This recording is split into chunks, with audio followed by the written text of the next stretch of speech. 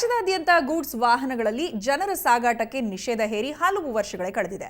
ಆದರೆ ಈ ಕಾನೂನು ಮಾತ್ರ ಚಿಕ್ಕಮಗಳೂರು ಜಿಲ್ಲೆಯಲ್ಲಿ ಇಂದಿಗೂ ಜಾರಿಗೆ ಬಂದಿಲ್ಲ. ಕಾರ್ಮಿಕ ಸಚಿವರ ಆದೇಶಕ್ಕೂ ಬೆಲೆ ಇಲ್ಲದಂತಹ ವಾತಾವರಣ ಕಾಫಿನಾಡಲ್ಲಿದೆ. ಚಿಕ್ಕಮಗಳೂರು ಜಿಲ್ಲೆಯಲ್ಲಿ ಒಂದೇ ವಾಹನದಲ್ಲಿ 30ರಿಂದ 40ಕ್ಕೂ ಅಧಿಕ ಕಾರ್ಮಿಕರನ್ನ ತುಂಬಿಕೊಂಡು ಹೋಗಲಾಗ್ತಿದೆ. ಇದನ್ನು ನಿಯಂತ್ರಿಸಬೇಕಾದ ಪೊಲೀಸರು ಹಾಗೂ ಆರ್ಟಿಒ ಅಧಿಕಾರಿಗಳು ಲಂಚ ಪಡೆದು ಸುಮ್ಮನಾಗಿದ್ದಾರೆ ಅನ್ನೋ ಆರೋಪ ಕೇಳಿಬಂದಿದೆ.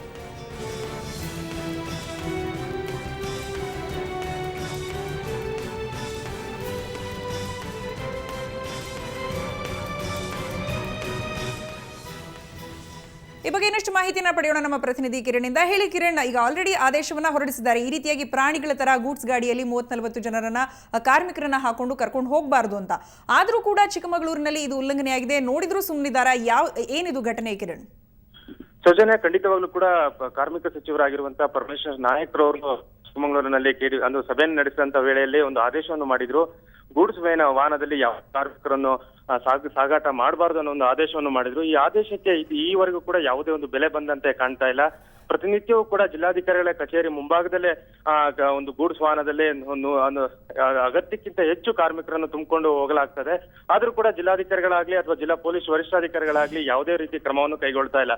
ಅಂದ್ರೆ ಇಲ್ಲಿ ನಿಜಕ್ಕೂ ಕೂಡ ಒಂದು ಕಾರ್ಮಿಕರಿಗೆ ಒಂದು ಕೂಲಿಯ ಅಗತ್ಯತೆ ಇರುತ್ತೆ. ಅಲ್ಲದೆ ಅವ್ರಿಗೆ ಯಾವುದೇ ರೀತಿ ವಿಮೆ ಮತ್ತು ಯಾವುದೇ ಒಂದು ಪಾಲಿಸಿಗಳು ಕೂಡ ಇರೋದಿಲ್ಲ. ಯಾವ್ದಾದ್ರು ಒಂದು ಅಪಘಾತ ಸಂಭವಿಸಿದ್ರೆ ಅವ್ರಿಗೆ ಏನಾದ್ರೂ ಒಂದು ಗಾಯಗಳು ಅಥವಾ ಪ್ರಾಣಕ್ಕೇನೋ ಕುತ್ತು ಬಂದರೂ ಕೂಡ ಅವ್ರಿಗೆ ಯಾವುದೇ ರೀತಿ ಪರಿಹಾರವನ್ನು ಕೂಡ ಸಿಗಲ್ಲ. ಆದ್ರೂ ಕೂಡ ಜಿಲ್ಲಾಧಿಕಾರಿಗಳಾಗ್ಲಿ ಅಥವಾ ಜಿಲ್ಲಾಡಳಿತ ಆಗ್ಲಿ ಈ ಬಗ್ಗೆ ಯಾವುದೇ ರೀತಿ ಕ್ರಮ ಕೈಗೊಳ್ತಾ ಇಲ್ಲ. ಇದು ಎಲ್ಲೊಂದ್ ಕಡೆ ಕಾರ್ಮಿಕ ಸಂಘಟನೆಗಳಿಗೂ ಕೂಡ ಒಂದು ಆಕ್ರೋಶಕ್ಕೆ ಕಾರಣವಾಗಿದೆ. ಕಾರ್ಮಿಕ ಸಂಘಟನೆಗಳು ಹಲವಾರು ಬಾರಿ ಕೂಡ ಮನವಿ ಸಲ್ಲಿಸಿದ್ರು ಕೂಡ ಯಾವುದೇ ಕೂಡ ಪ್ರಯೋಜನ ಬಂದಿಲ್ಲ ಅಂತಾನೆ ಹೇಳ್ಬೋದಾಗಿದೆ.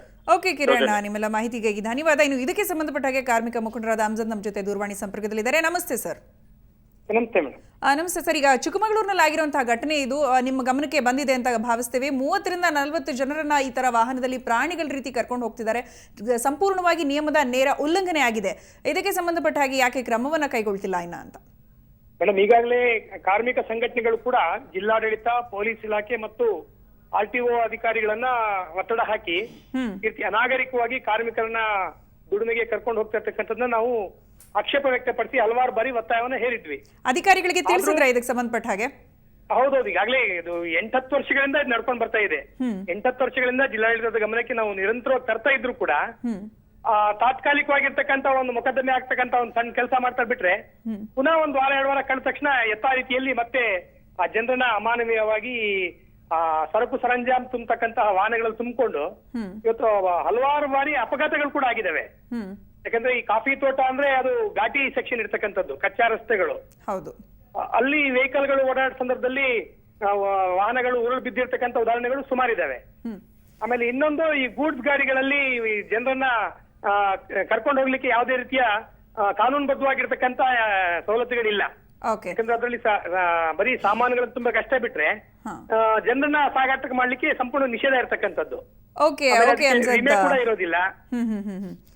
ಓಕೆ ಅಮ್ಜದ್, ಸುವರ್ಣ ನ್ಯೂಸ್ ಜೊತೆ ಮಾತನಾಡಿದ್ದಕ್ಕಾಗಿ ಧನ್ಯವಾದ. ಇನ್ನು ಇದಕ್ಕೆ ಸಂಬಂಧಪಟ್ಟ ಹಾಗೆ ಕಾಫಿ ತೋಟದ ಮಾಲೀಕರಾದಂತಹ ಗಿರೀಶ್ ಅವರು ನಮ್ಮ ಜೊತೆ ದೂರವಾಣಿ ಸಂಪರ್ಕದಲ್ಲಿದ್ದಾರೆ. ನಮಸ್ತೆ ಗಿರೀಶ್. ನಮಸ್ತೆ ಮೇಡಮ್. ಇನ್ನು ಕಾರ್ಮಿಕರನ್ನ ಈ ರೀತಿಯಾಗಿ ವಾಹನದಲ್ಲಿ ಗೂಡ್ಸ್ ಗಾಡಿಗಳಲ್ಲಿ ತುಂಬಿಕೊಂಡು ಹೋಗ್ತಿರೋದ್ರ ಬಗ್ಗೆ ಅಂದ್ರೆ ಕಾರ್ಮಿಕ ಮುಖಂಡರು ಕೂಡ ಇದೀಗ ತಾನೇ ಮಾತನಾಡಿದ್ರು, ಅಧಿಕಾರಿಗಳಿಗೆ ತಿಳಿಸಿದೀವಿ, ಆದ್ರೂ ಕೂಡ ಕ್ರಮ ಕೈಗೊಳ್ತಿಲ್ಲ ಅಂತ. ಇದಕ್ಕೆ ಸಂಬಂಧಪಟ್ಟ ಹಾಗೆ ನಿಮ್ಮ ರಿಯಾಕ್ಷನ್? ಮೇಡಮ್, ಈಗ ಈ ಗೂಡ್ಸ್ ಗಾಡಿನಲ್ಲಿ ಈಗಾಗಲೇ ಕಾರ್ಮಿಕರನ್ನು ಕರ್ತಾ ಇರೋದು ತುಂಬಾ ಒಂದು ನಿಜವಾಗಿ ಕಾನೂನು ಬಾಹಿರವಾಗಿರುತ್ತದೆ. ಇದರಲ್ಲಿ ಕಾಫಿ ತೋಟದಲ್ಲಿ ಕೆಲಸಕ್ಕೋಸ್ಕರ ಇವರು ಅವರ ಸ್ವಾರ್ಥ, ಈಗ ನಾನು ಕೂಡ ಒಬ್ಬ ಕಾಫಿ ಮಾಲೀಕನಾಗಿ ಹೇಳ್ತಾ ಇದ್ದೀನಿ, ಅವರ ಸ್ವಾರ್ಥಕ್ಕೋಸ್ಕರ ಇದು ಜನಗಳನ್ನು ಕರ್ಕೊಂಡ್ ಬರದ್ ಬಿಟ್ರೆ ಇದರಲ್ಲಿ ಸಾಕಷ್ಟು ಇದರಲ್ಲಿ ಪೊಲೀಸ್ ಇಲಾಖೆಯವರಿಗೆ ನಾವು ಆದಷ್ಟು ದೂರು ಕೊಟ್ಟಿದ್ದೀವಿ. ಇದನ್ನ ನಿಲ್ಲಿಸಬೇಕು. ಇದರಲ್ಲಿ ಬಸ್ಸಿನ ವ್ಯವಸ್ಥೆ ಇದೆ.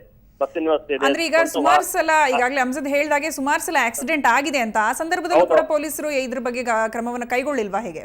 ಮೇಡಮ್, ಇದು ಪೊಲೀಸ್ನವರಿಗೆ ದಿವಸ ಮಾಮೂಲಿ ಬರ್ತದೆ. ಅವ್ರು ಏನ್ ಮಾಡ್ತಾರೆ ಅಂದ್ರೆ ಬೆಳಿಗ್ಗೆ 8 ಗಂಟೆಗೆ ಹೊರಡ ಟೈಮಲ್ಲಿ ಬಂದು ನಿಂತ್ಕೊಳ್ತಾರೆ. ಅಂದ್ರೆ ಈಗ ಈ ಕಾರ್ಮಿಕರನ್ನ ಒಂದು ಜಾಗದಿಂದ ಇನ್ನೊಂದು ಜಾಗಕ್ಕೆ ಕರ್ಕೊಂಡು ಹೋಗುತ್ತಂದ್ರೆ ಈಗ ಕಾಫಿ ತೋಟದ ಮಾಲೀಕರಾಗಿರೋ ನೀವು ಗಾಡಿಯ ವ್ಯವಸ್ಥೆಯನ್ನ ಮಾಡ್ಬೇಕಾ ಅಥವಾ ಯಾರು ಈ ಗಾಡಿಯ ವ್ಯವಸ್ಥೆಯನ್ನ ಮಾಡ್ಬೇಕಾದವರು?